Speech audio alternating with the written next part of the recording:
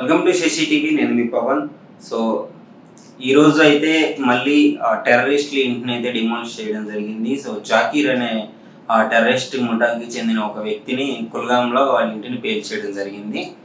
So literally అంటే India కొంచెం దూకుడుగానే వ్యవహరిస్తుందని చెప్పుకోవచ్చు. ఆ ఉగ్రవాది పహల్గాం దాడి తర్వాత ఆ టెర్రరిస్టులు ఎవరైతే దాడి చేశారో మన ఇండియా వాళ్ళని 28 మందిని ఆల్మోస్ట్ మనం కోల్పోవడం జరిగింది. అంటే కోల్పోయిన తర్వాత దాదాపు ఒక 2-3 టెర్రరిస్టుల ఇంటిని కూడా పేల్చడం జరిగింది. సో ఆ తర్వాత మునీర్ ఎవరైతే ఉన్నారో మన పాకిస్తాన్ ఆర్మీ చీఫ్, ఆ మునీర్ కూడా కొన్ని వ్యాఖ్యలు చేయడము, మళ్ళీ తర్వాత బలూచిస్తాన్ లో పాకిస్తాన్ ఆర్మీ వెహికల్ ని పేల్చేయడము, బలూచిస్తాన్ సైనికులు.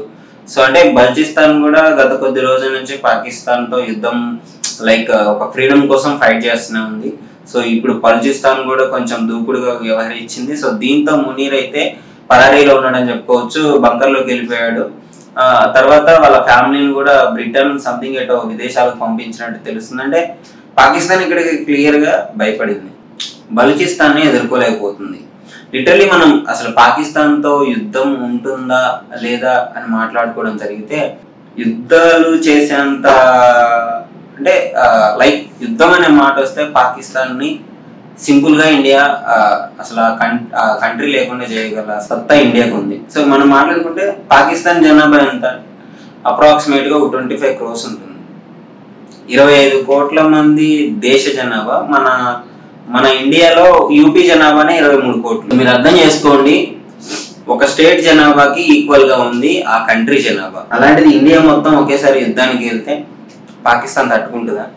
సో అయినా కానీ ఎందుకు మరి ఇలాంటి దుశ్చర్యలకు పాల్పడుతుంది అంటే ఇండియా ఫస్ట్ నుంచి శాంతి అంటే ఒక పీస్ ఆ ఉద్దేశంతోనే ఉంటుంది. ఎవరిని అన్యాయంగా వెళ్ళి చంపదు. ఒకవేళ వాళ్ళు చేసినా కానీ వాళ్ళు ఎంతవరకు అయితే మన దగ్గర డ్యామేజ్ చేశారో అంతే వెళ్ళి అక్కడ డ్యామేజ్ చేసి రావడం జరుగుతుంది. మన పుల్వామా కావచ్చు, ఇంతకుముందు కొన్ని అటాక్స్ ఏమన్నా కావచ్చు.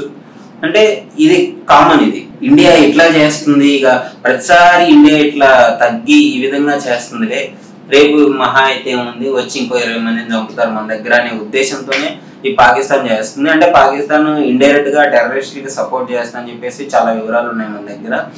ముఖ్యంగా ఈ లష్కర్-ఈ-తోయిబా మన చీఫ్ ఎవడైతే ఉన్నాడో వాడు హఫీజ్ సయీద్ సంథింగ్ ఉంది.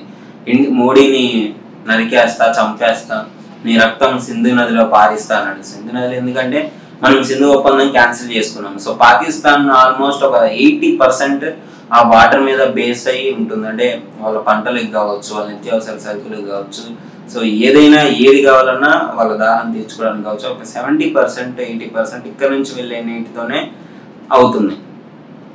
మోడీ గారు ఏం చేశారు, వెంటనే ఇన్సిడెంట్ జరగగానే పాకిస్తాన్కి ఇట్లా మాటినదు, ఒక సీరియస్ యాక్షన్ తీసుకోవాలి, ప్రతిసారి ఇట్లా మనం ఉంటే అవ్వదు అని చెప్పేసి వెంటనే ఆ సింధు జలాల ఒప్పందం అయితే క్యాన్సిల్ చేసేసుకున్నాడు. అంటే ఇన్నేళ్లలో ఎప్పుడు చేయలేదు. నాకు తెలిసి స్వాతంత్రం వచ్చిన తర్వాత ఎంత పెద్ద మనకి పాకిస్తాన్కి ఎన్ని గొడవలు అయినా కానీ ఏం చేయలేదు. ఇప్పుడు చేసిందంటే ఇక ఇండియా రెడీ టు ఫైట్ అనమాట. సో ఎవడొచ్చినా లెక్క చేసేది లేదని చెప్పేసి. ఇంకోటి, కంట్రీస్ అన్ని మనకే సపోర్ట్గా ఉన్నాయి. సో మనం ఏంటో తెలుసు కంట్రీస్ అన్నిటికీ. సో ఇక చైనా ఒక్కటే పాకిస్తాన్కి సపోర్ట్గా ఉండొచ్చు. బట్ ఎందుకంటే పాకిస్తాన్లో చైనా కొన్ని పెట్టుబడులు పెట్టింది, పెద్ద మొత్తంలో డబ్బులు ఇన్వెస్ట్ చేసింది కాబట్టి సో అది కూడా ఇండైరెక్ట్ గా ఉంటుంది, కానీ డైరెక్ట్ గా అయితే ఏముండదు. సో ఇండైరెక్ట్ గా ఎంతవరకు సపోర్ట్ చేయాలో అంతవరకే చేస్తుంది. మళ్ళీ డబ్బులన్నీ పోగొట్టుకోవడానికి చైనా చాలా కమర్షియల్ గా ఉంటుంది. చైనా రెడీ టు ఫేస్ అనమాట దీన్నంతా. సో ఇంకేంటి, ట్రంప్ వచ్చిన తర్వాత అది ఇంకా తగ్గిపోయింది.